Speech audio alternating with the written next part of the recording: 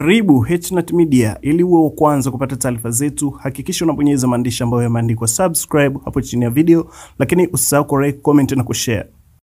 Yes, habari gani mwana michezo mwenzangu popote pale ulipo nchini Tanzania? Ni wakati mwingine mzuri kabisa tunakutana hapa kupashana yale ya kimichezo ambayo tumekuletea na kukuandalia katika siku hii ya leo, hasa kuna kwa klabu yako pendwa ya Young Africans ambayo tayari sasa wanakwenda kupambana kwa ajili ya ligi kuu kutoka huko ambako walipokuwa katika ligi ya mabingwa barani Afrika na kufanya vizuri. Sasa ni zamu ya ligi kuu Tanzania bara, lakini kuelekea kwa taarifa kuelekea katika mechi hizo za ligi kuu Tanzania bara, kuna taarifa kubwa ambayo imetolewa na Engineer Said kuhusiana na kikosi cha Young Africans hasa katika safu ya ushambuliaji. Nini ambacho kimezungumziwa na Engineer Said?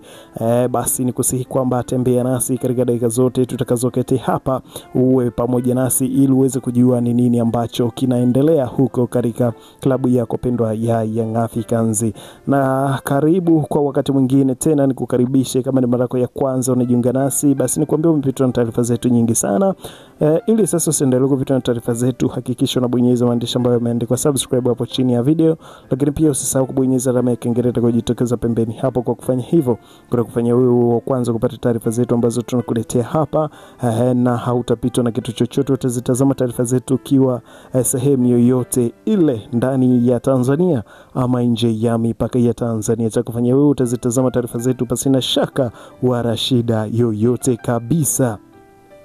Bana, kuelekea katika mechi za ligi kuu kabla ya break ya AFCON, bana, klabu ya Young Africans na mechi kadhaa kuelekea katika break hiyo, ikiwemo Fountain Gate, mechi ambayo watawakaribisha Wamba hao katika uwanja wa KMC Complex, na mchezo huo utachezwa siku ya tarehe 4 katika majira ya saa 10. Bana, kuelekea katika michezo hizo za ligi kuu, unaambiwa kwamba kumekuwepo kwa sintofahamu kati ya Andebwembe Boyel na Pedro Gonçalves, kocha wa klabu ya Young Africans. Nini ambacho kimezungumzika ama ni nini shida ipo hapo? Basi nikwambie taarifa tumeikusanya hapa katika meza yetu ya matangazo. Bana, kutoka katika watu wa karibu kabisa na uongozi wa klabu ya Young Africans wameweza kutupenyezea taarifa kuhusiana na elewana kwa upande wa Andebwembe Boyel pamoja na Pedro Gonçalves ambaye ni head coach wa klabu ya Young Africans. Unaambiwa kwamba kuna fukuto la chini kwa chini linaendelea. Ndio maana unaona licha ya kwamba Prince Mpomero Dube kutofanya vizuri, lakini anaendelea kuaminiwa siku hadi siku. Licha ya kwamba kulikuwa na haja ya kupewa nafasi Andebwembe Boyel, kama jinsi ambavyo mashabiki wa klabu hiyo wanasema kwamba kuna wakati inatakiwa hata Boyel aanze katika mechi alafu Prince Mpomero Dube atatokea benchi, lakini kitu ambacho kinafanyika hapo ni Prince Mpomero Dube licha ya kwamba hana mwenendo mzuri, lakini bado anaaminiwa na Gonçalves, head coach wa klabu ya Young Africans. Kwa taarifa ambazo tumezipata na ni za ukweli kabisa, ni kwamba kuna sintofahamu, hawaelewani, kwa maana kwamba hawaelewani kocha Pedro Gonçalves pamoja na Ande Boyel, mshambuliaji wa kimataifa raia wa Kongo ambaye anakichapa hapo katika klabu ya Young Africans, ambaye katika ligi kuu amejikusanyia mabao mawili, bao moja la penalty na bao moja la kufunga.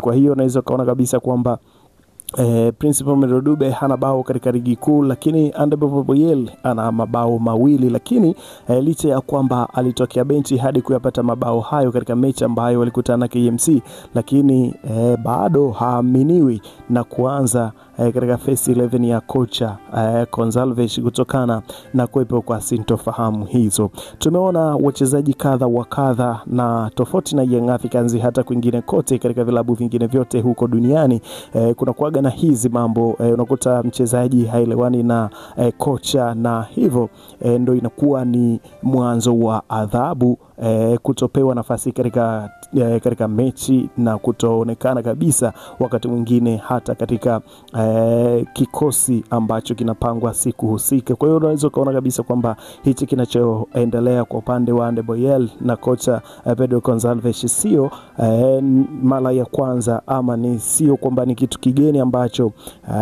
hakijawahi kutokea. Hapana, kimeshawahi kutokea sehemu kadha wa kadha, ama vilabu kadha wa kadha. Hata kocha msaidizi aliyopo kwa sasa kwa upande wa klabu hiyo ya Young Africans, Patrick Mabedi, wakati bado anaihudumia timu ya taifa ya Malawi, kulitokana na sintofahamu hizo ambazo alishindwa kuelewana na mchezaji mmoja ambaye alikuwa ni mchezaji star katika nchi ya Malawi na kutumuita katika timu ya taifa katika mechi kadhaa, kitu ambacho kiliweza kuzaa maswali mengi ya kujiuliza kwa mashabiki wa Malawi, ambao pia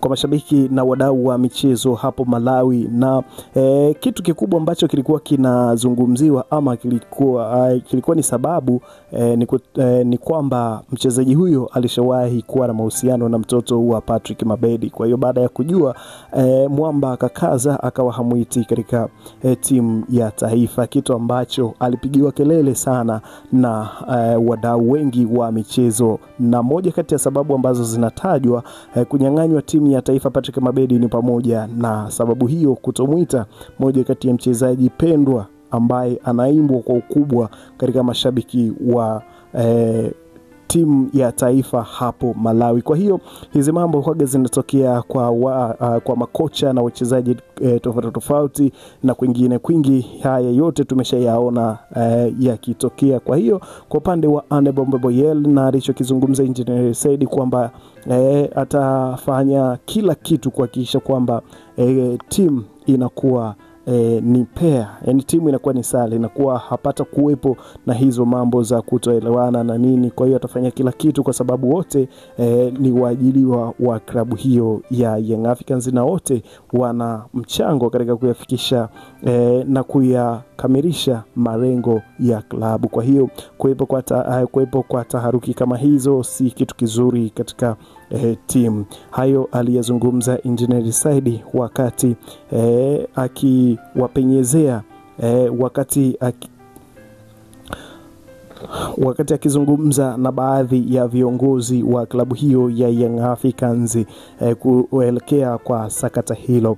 Bana, kama tunavyojua Ande Boyel ni mchezaji ambaye aliaminiwa na kupewa jezi nambari 9 ambayo alikuwa anaivaa Mayele, Fiston Kalala Mayele, kabla hajaondoka katika klabu ya Young Africans na kutimkia huko Pyramid.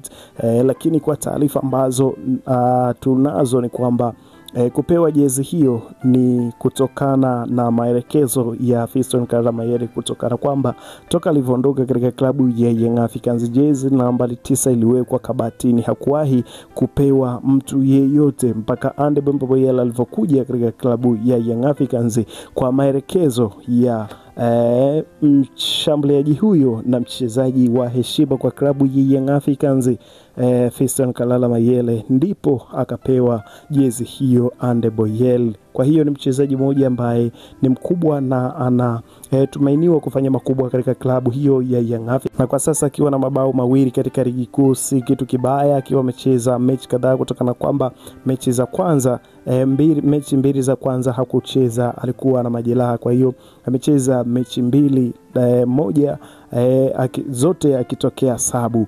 Unaweza kaona kwamba ni mchezaji ambaye anafanya vizuri, na katika takwimu anamzidi Prince Mpomero Dube, kwa sababu kwamba Prince Dube yeye hana bao lolote katika ligi kuu, lakini Ande Boyel ana mabao mawili. Kwa hiyo ilikuwa ni jambo la kuweza kumwamini Ande Boyel na kumpa namba na kumwanzisha katika mechi husika katika first 11. Lakini kutokana na sintofahamu hiyo ya Pedro Gonçalves na mchezaji huyo, ni kitu ambacho kinawafanyia sasa washindwe kuelewana, na ashindwe pia kupewa nafasi katika mechi husika kama first 11, na badala yake akitokea katika mbao ndefu katika kila mechi ya Young Africans.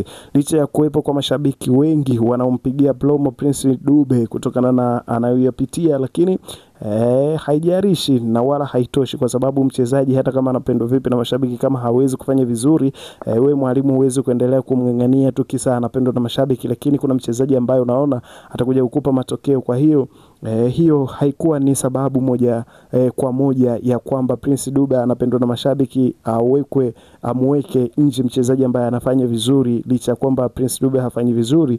Ni kitu ambacho hakiwezekani. Kwa hiyo unaweza kaona kwamba kulikuwepo kwa hizo sintofahamu.